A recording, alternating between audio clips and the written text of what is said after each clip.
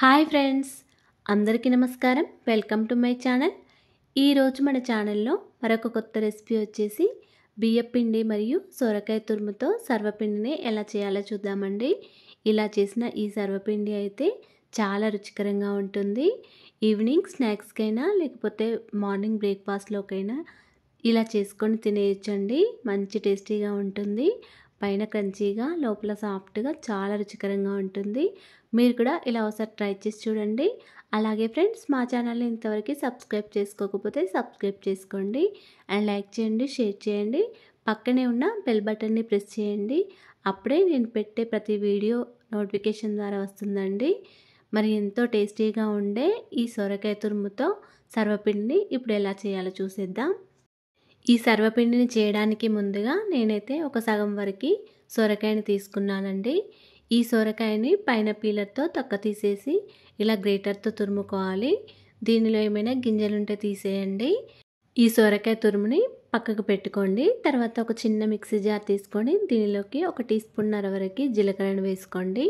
అదేవిధంగా ఒక 10-15 వరకు వెల్లుల్లి రెబ్బలు వేసుకొని ఒకసారి మెత్తగా గ్రైండ్ చేసుకోండి. ఇలా గ్రైండ్ చేసుకున్న ఈ వెల్లుల్లి పేస్ట్ని పక్కకు పెట్టుకోండి. ఇప్పుడు సొరకాయ తురుములో ఒక 2 కప్పుల వరకు బియ్య పిండిని వేసుకోండి. మీకు ఈ సర్వపిండి ఎక్కువగా కావాలనుకుంటే పిండి క్వాంటిటీని ఎక్కువ పెంచుకోండి. నేనైతే ఒక 2 కప్పుల వరకు పిండిని వేసుకున్నాను. ఇలా పిండి వేసిన తర్వాత దీనిలోకి మనం మెత్తగా గ్రైండ్ చేసుకొని పెట్టుకున్న జీలకర్ర వెల్లుల్లి పేస్ట్ని వేసుకోవాలి.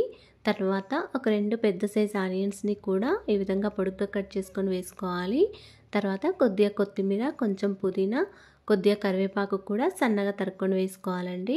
ఇప్పుడు దీనిలోకి ఒక పావు గంట వరకు నానబెట్టుకొని ఉంచుకున్న కొంచెం శనగపప్పుని కూడా వేసుకోవాలి. అంతేకాకుండా దీనిలోకి ఒక 2 టీ స్పూన్ల వరకు నువ్వులను కూడా వేసుకోవాలి. మీరు కావాలనుకుంటే దీనిలోకి వేయించిన పల్లీలైనా వేసుకోవచ్చండి. ఇప్పుడు దీనిలోకి రుచికి తగినంత సాల్ట్, కారం కూడా వేసుకోండి. ఇందులోకి ఉప్పు, కారం రుచికి తగినంత వేసిన తర్వాత పిండిని మొత్తం ఒకసారి చేతితో బాగా కలుపుకోండి. వాటర్ వేయకముందు మనం వేసిన అన్ని ఇంగ్రీడియంట్స్ కూడా పిండిలో కలిసే విధంగా చక్కగా కలుపుకోవాలండి. ఇలా పిండిని మొత్తం కలుపుకున్న తర్వాతనే వాటర్ వేసుకొని కలుపుకోవాలి. అప్పుడే మనం ఉప్పు, కారం పిండిలో బాగా కలుస్తాయండి. ఇలా వాటర్ వేయకముందు కలుపుకుంటే. ఇప్పుడు దీనిలోకి కొన్ని వాటర్ వేసుకొని పిండిని మొత్తం బాగా కలుపుకోవాలి.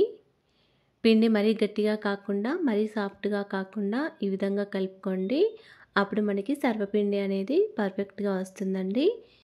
ఇలా కలుపుకున్న పిండిలో నుంచి కొంచెం పిండి ముద్దను తీసుకొని పక్కకు పెట్టుకోండి. ఇప్పుడు ఒక ప్యాన్ తీసుకొని దీనిపైన ఒక 3 టీ స్పూన్ల వరకు ఆయిల్ వేసుకోండి.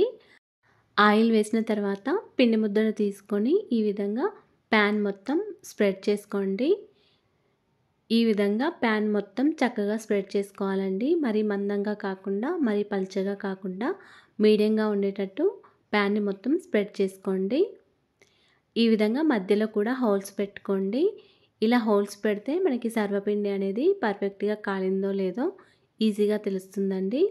అందుకే ఇలా హోల్స్ పెట్టుకోవాలి. తర్వాత స్టవ్ ఆన్ చేసుకొని ఇప్పుడు దీనిపైన ఇలా మూత పెట్టుకోండి. స్టవ్ని మీడియం ఫ్లేమ్లో పెట్టుకొని ఈ సర్వపిండిని మంచిగా కాల్చుకోండి. ఒక 3 మినిట్స్ తర్వాత మూత తీసి ఒకసారి కాలిందో లేదో చూసుకోండి. మధ్యలో హోల్స్ ఉన్నాయి కదా, అందులోకి చూస్తే మనకి ఈజీగా కనబడుతుందండి సర్వపిండి కాలిందో లేదో. హోల్స్ అనేవి కొంచెం బ్లాక్గా అయిపోతే మనకి సర్వపిండి కాలిందన్నట్టు. ఇప్పుడు దీన్ని ఒకసారి ఇలా రివర్స్ చేసి వేసుకోండి. ఒక సైడ్ కాలిన తర్వాత మళ్ళీ ఇంకో సైడ్కి టర్న్ చేసుకోండి. ఇలా టర్న్ చేసిన తర్వాత ఎక్కువసేపు కాల్చాల్సిన అవసరం లేదండి. జస్ట్ ఒక 1 మినిట్ వరకు కాల్చుకుంటే సరిపోతుంది. ఇలా చక్కగా కాలిన తర్వాత ప్లేట్లోకి సర్వ్ చేసుకోండి. మళ్ళీ ఇంకోసారి సర్వపిండి పెట్టేటప్పుడు ప్యాన్ పూర్తిగా చల్లారిన తర్వాతనే మళ్ళీ సర్వపిండి పెట్టుకోండి. ఇప్పుడు దీనిపైన మళ్ళీ ఒక 2-3 టీ స్పూన్ల వరకు ఆయిల్ వేసుకొని మళ్ళీ కొంచెం పిండి ముద్దను తీసుకొని ఈ విధంగా ప్యాన్ని మొత్తం స్ప్రెడ్ చేసుకోండి. మధ్యలో హోల్స్ కూడా పెట్టుకోండి. ఒక సైడ్ కాలిన తర్వాత మళ్ళీ ఇంకో సైడ్కి టర్న్ చేసుకొని కాల్చుకోండి. అంతేనండి, ఎంతో టేస్టీగా సింపుల్గా చేసుకునే సర్వపిండిని చాలా రుచికరంగా ఎలా చేయాలో చూసారు కదా. మీరు కూడా ఇలా ఒకసారి ట్రై చేసి చూడండి. ఇలా చేసిన ఈ సర్వపిండి అయితే చాలా రుచికరంగా ఉందండి. అలాగే ఫ్రెండ్స్, మా ఛానల్ని ఇంతవరకు సబ్స్క్రైబ్ చేసుకోకపోతే సబ్స్క్రైబ్ చేసుకోండి. పక్కనే ఉన్న బెల్ బటన్ని ప్రెస్ చేయండి ఫ్రెండ్స్. అప్పుడే నేను పెట్టే ప్రతి వీడియో మీకు నోటిఫికేషన్ ద్వారా వస్తుంది.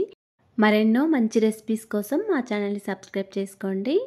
ఈ వీడియో కనుక నచ్చినట్లయితే ఒక లైక్ చేయండి అండ్ షేర్ చేయండి. ప్లీజ్ మా ఛానల్ని సపోర్ట్ చేయండి. Thanks for watching.